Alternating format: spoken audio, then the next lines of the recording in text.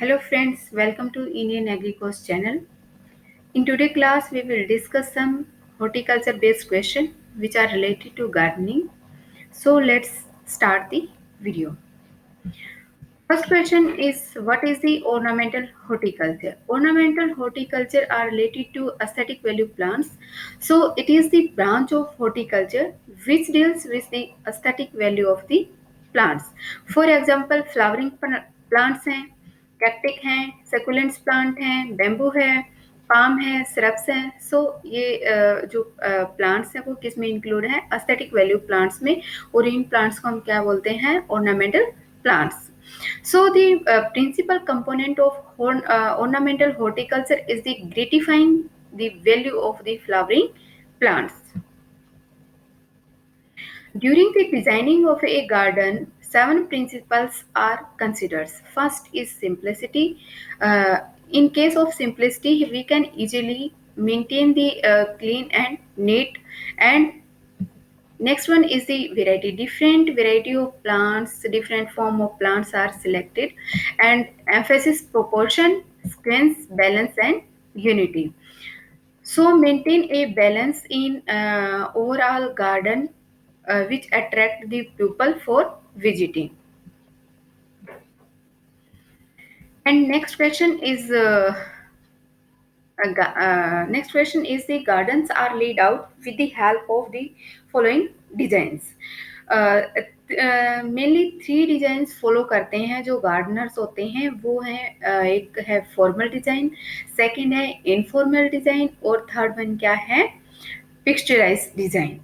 आज की क्लास में हम डिस्कस करेंगे फॉर्मल डिजाइन. जो फॉर्मल डिजाइन होता है वो एक नैरो स्ट्रेट लाइन में होता है और सिमेट्रिकल पैटर्न में होता है. इसमें जो हैज होती है, एजेस होती है और टपेरी होती है, उसको हम मेंटेन रखते हैं by the training and pruning. क्योंकि जो ट्रेनिंग एंड प्रूनिंग है वो किस में हेल्प करती है? Bye maintaining the shape of the plant, improve the quality of the fruit, improve the vigor and prevent the disease and insect pest attack. And here what is the training? Training क्या होती है? ये एक ऐसी process है जिसमें हम क्या करते हैं, जैसे रूट स्टॉक होता है, रूट स्टॉक पे डिफरेंट स्प्राउट्स क्या हो जाते हैं, उग जाते हैं. तो डिफरेंट स्प्राउट्स को रिमूव करने के लिए हम एक पार्टिकुलर शेप देते हैं. तो उनको जब हम रिमूव कर देते हैं तो एक पार्टिकुलर शेप आती है, और उस पार्टिकुलर शेप को और जो रिमूवल प्रोसेस है उसको हम बोलते हैं ट्रेनिंग करना, ट्रिम करना. इसका मेन एम क्या है? विगर को मेंटेन करना है, फ्रूट साइज की क्वालिटी है, और फ्रूट की जो शेप है उसको क्या करना है? मेंटेन करना है. Next one is the pruning. Pruning में क्या है कि जो अनवांटेड प्लांट पार्ट्स हैं, जैसे ट्रेनिंग में तो हम क्या करेंगे, चाहे वांटेड हो या अनवांटेड हो, सभी जो स्टेम्स होती, ब्रांचेज होती हैं, उनको हम रिमूव कर देते हैं, स्प्राउट्स होते हैं, क्योंकि हमें क्या करना है? एक पर्टिकुलर शेप प्रोवाइड करवानी है. लेकिन जो प्रूनिंग है उसके अंदर जो अनवांटेड प्लांट पार्ट्स हैं उनको हम क्या कर देंगे? रिमूव कर देंगे, ताकि जो रिमेनिंग पार्ट हैं वो क्या कर सकें? एक नॉर्मली ग्रोथ ले सकें. ठीक है. तो इसका भी जो प्रूनिंग का भी मेन एम क्या है कि ये जो ग्रोथ बिहेवियर है वो क्या हो जाता है? मॉडिफाई हो जाता है. क्योंकि जैसे ही प्लांट के अनवांटेड लीफ होती हैं, अनवांटेड ब्रांचेज होती हैं, तो उस टाइम पे क्या होता है कि जो वेट होता है, जो स्टेम है, वो वेट उसके कंट्रोल नहीं कर पाती और प्लांट क्या हो जाता है? लूजिंग हो जाती है. तो in case to maintain the plant shape and to stand the plant in a proper position, हम क्या करते हैं? ट्रेनिंग और प्रूनिंग करते हैं. और क्वालिटी मेंटेन करने के लिए फ्रूट्स की ये और टाइमली फ्लावरिंग के लिए हम ट्रेनिंग एंड प्रूनिंग करते हैं. अब है कुछ चटपटे क्वेश्चन जो हम डिस्कस करेंगे, जिसमें से फर्स्ट क्वेश्चन है स्वीट रिवॉल्यूशन, जो लॉन्च किया गया था इन 2019 के अंदर. उसी के अंदर under the guidance of doctor Narendra Singh Tomar, जो कि क्या हैं? एग्रीकल्चर मिनिस्टर हैं. उन्होंने क्या किया कि जो हनी मिशन है वो स्टार्ट किया है 2020 में. वो क्यों स्टार्ट किया है, क्योंकि जो ड्यूरिंग द कोविड-19 क्या हो गया है, फार्मर का मोस्टली लॉस हो रहा है। तो कुछ बजट प्रोवाइड किया है गवर्नमेंट ने कि इससे किसान क्या कर सकते हैं, कम लागत में ज़्यादा प्रोडक्शन ले सकते हैं। और जो इंडिया का नंबर है प्रोड्यूसर में फॉर दी हनी, वो कितना है, 6 नंबर पे है वर्ल्ड में। And next news is the in 2019 per day CO2 emission rate is 100 million per day, 100 million tons per day due to the burning of fossil fuels and cement production.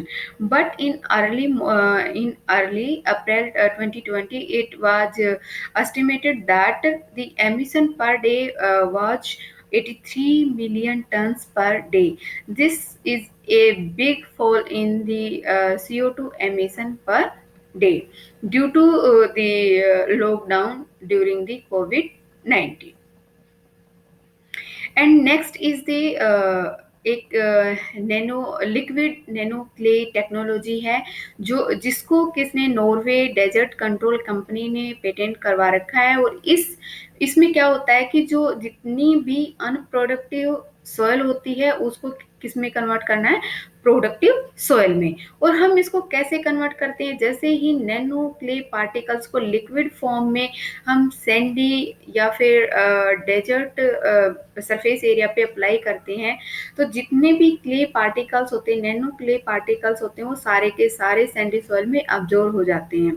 और उस absorption की वजह से जो clay nano particles हैं वो soil की water holding capacity increase करेंगे, न्यूट्रिएंट होल्डिंग कैपेसिटी इंक्रीज करेंगे, और जो सॉइल सैलिनिटी है वो क्या कर देंगे, रिड्यूस कर देंगे, क्योंकि उसमें इजीली क्या हो जाएगा, वाटर का मूवमेंट स्टार्ट हो जाएगा और वहाँ पे ग्रीनरी स्टार्ट हो जाएगी।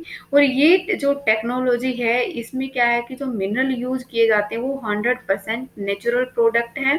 और इसको हम कितने एरिया में अप्लाई कर सकते हैं, इसको 1 मीटर स्क्वायर में अप्लाई करेंगे less than 2 kg of clay nano particles.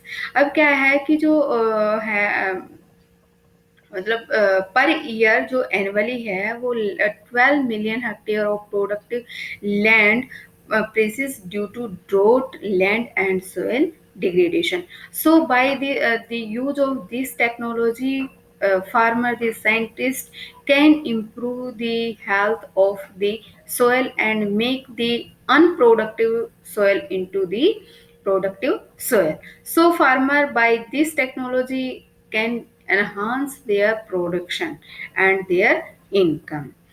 Thank you very much everyone for watching my video.